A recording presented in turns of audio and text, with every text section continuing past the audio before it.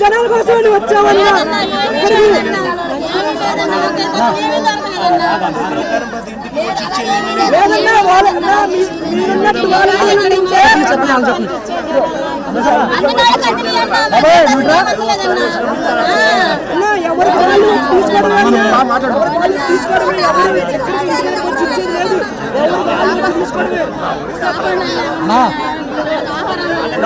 Blood కోస్తే YS second రాజ్యాలు పడుతున్న మాత్రమే మా బ్లడ్ కోస్తే జగన్మోహన్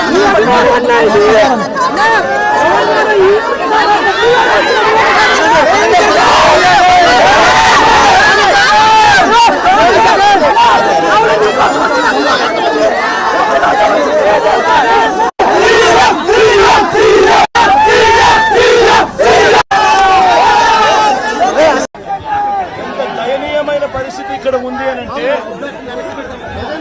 ఒకసారి మైకు పెట్టి ఎవరినైనా కూడా అడగండి.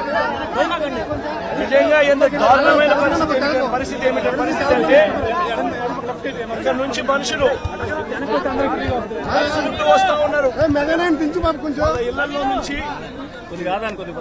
దాదాపుగా 2 రోజుల పాటు కనీసం తిండి కూడా లేని పరిస్థితుల నుంచి నడుచుకుంటూ వాళ్ళంతా కూడా బయటకు వస్తా ఉన్నారు.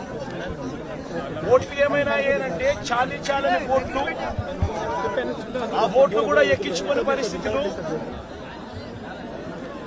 సందుల్లోకి బొందుల్లోకి పోని పరిస్థితి. ఓట్లలో వచ్చే వాళ్ళ సంఖ్య ఎంతమంది ఉన్నారు, నడుచుకుంటూ వచ్చే వాళ్ళ సంఖ్య ఎంతమంది ఉన్నారు ఒక్కసారి గమనించండి. ఈ లోతు దాకా నీళ్లుండి నడుచుకొని వస్తా ఉన్నారు. వచ్చిన వాళ్ళు కనీసము ఇక్కడికి వచ్చిన తర్వాత ఎక్కడికి పోవాలన్నా కూడా తెలియదు.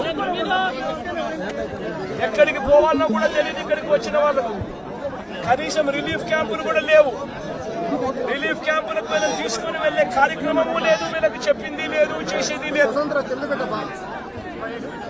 రిలీఫ్ క్యాంపులు కూడా లేకుండా ఇక్కడికి వచ్చిన వాళ్ళు ఎక్కడికి పోవాలో తెలియక వాళ్ళ బంధువుల ఇళ్లకు పోతా ఉన్నారు.